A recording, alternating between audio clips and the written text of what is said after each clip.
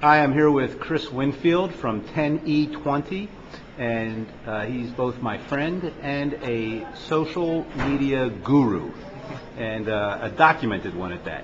So he's agreed to answer a few questions that regarding social media optimization, and I appreciate that. Thanks, Chris. My pleasure. Question: what are the benefits and the risks involved with the social media optimization? So the benefits are that you're going to get a ton of traffic, you're going to get a ton of mind share, you're going to get a ton of links if it's done right. The risks are if it's not done right, you are either going to waste money or you could possibly get called out for doing something the wrong way.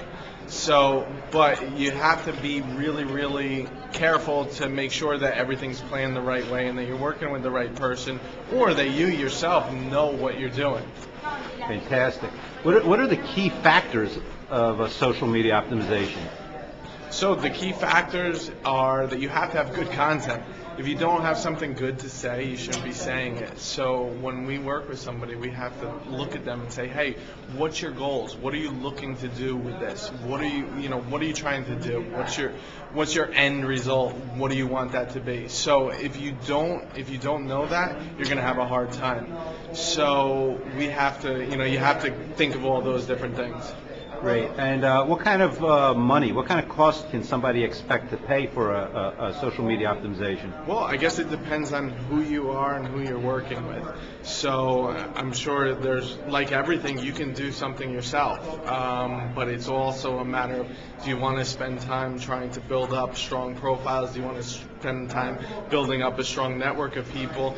Do you want to spend time getting involved in forums and getting involved in blogs? Or do you want to work with somebody who already knows that? So like with anything, like with SEO, like with PPC, anything, it all depends on where you want to spend your time. So, but I've seen costs, like if you're looking to go to somebody, I've seen costs go from $500 to $50,000 and beyond.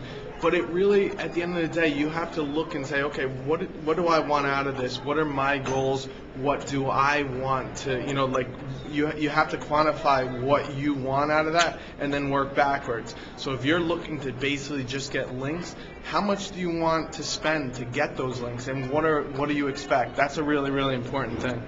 Great. And as far as targeting, does it matter what sites you target? Yeah, so it matters based on what you, again, with everything that I talk about, like I'm always going to say, hey, what are your end results? What is the goal that you want? So like with that, if it doesn't make sense for you to be on a site like Dig, don't try to do that, but for the most part, I'm always going to say that most people can be on there.